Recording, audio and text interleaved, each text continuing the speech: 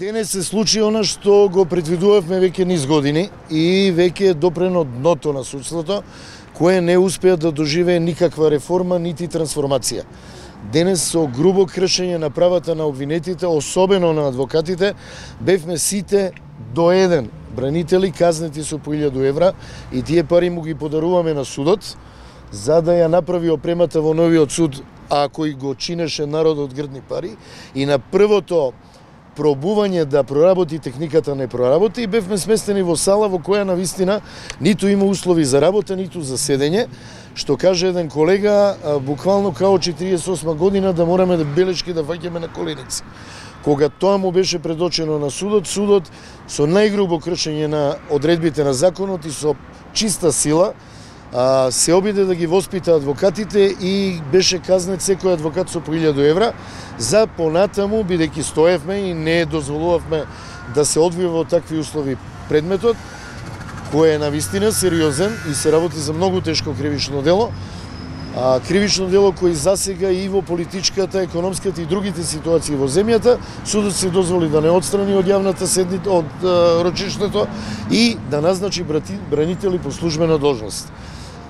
Ова е грубо кршење на правата на одбраната, нешто што судот веќе подолго време го прави не само во овој предмет, него во повеќе предмети, но овде денес кулминираше целата ситуација. Ние како адвокатска комора ќе преземеме действија и ќе мораме да ги оствариме своите права, односно правата на нашите клиенти. Ако борбата во Република Македонија беше за еднакви аршини, еднаква и неселективна правда, однос на судот професионално и по слово на закон, во тој случај судот денес тоа не го исполни, него остана оно што е, а тоа е сваровски судство.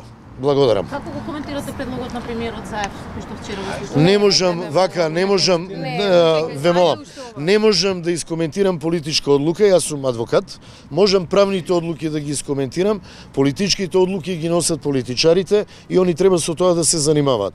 Така да не сме во состојба да ви кажеме што би значило тоа за предметот или за политичката или правна ситуација, можеме да ви кажеме она што веќе ви го објаснивме, дека правната ситуација во овој предмет по однос на правата на одбраната не е запазена. Дали има друг ослободен од куќен притвор освен Сашо Василевски, кој што денес го Навистина не знам и воопшто не е денес предмет на во реде луѓе. Не е денес предмет и навистина не знам, не е предмет на расправа такво нешто. Она што сакам да го разберете, дека утре можете вие да имате правен проблем. Може било кој во држава да има правен проблем, адвокатурата не е во состојба со ваквиот однос на судот да ги обезбеди правата на граѓаните на Република Македонија. Она што сакаме само да го напоменеме, ние како бранители и како адвокати во ниту еден случај не сакаме да го обструираме работењето и одржувањето на рочиштето. Само ги бараме нашите основни услови за работа. Јас лично и поголем дел од колегите бевме седнати на столчиња каде што немавме каде да запишуваме. Тоа е она што ние го баравме. Ништо повеќе од тоа.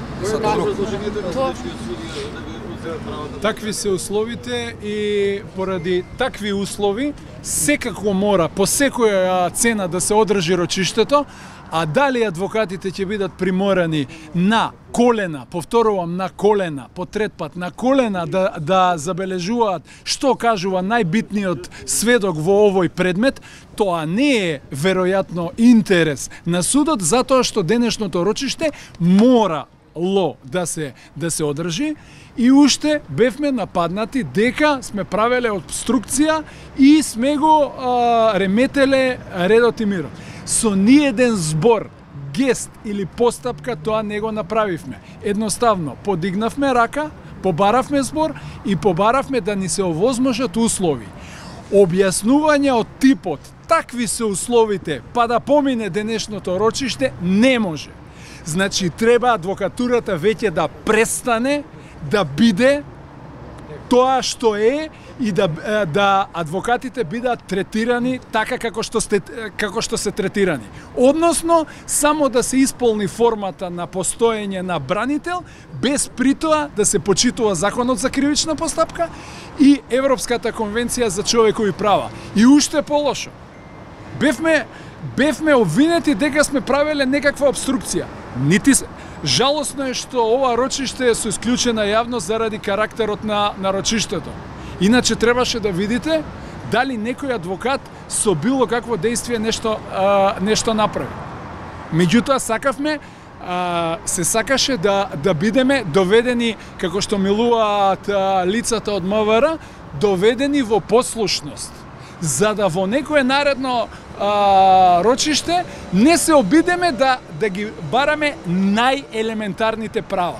И сега бевме отстранети од судење и со претња дека ќе им бидат поставени бранители по службена должност. Како може да им бидат поставени бранители по службена должност на лица кои што имаат право на бранител по свој избор?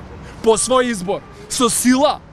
Ако не, тогаш нека се изрече денеска пресуда и ние нема веќе да бидеме ни декорни ништо. Не сме потребни очигледно. Добро, сега што се случува внатре? Не знам што се случува, не сме ние присутни. Ние сме отстранети и казнети со 1000 евра. Не знам, веројатно ќе увезат од Марс или од некои високостручни.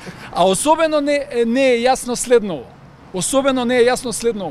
Кој е тој бранител толку паметен да веднаш влезе во ваков предмет без да има прочитано пола страница? Тоа навистина не ми е јасно.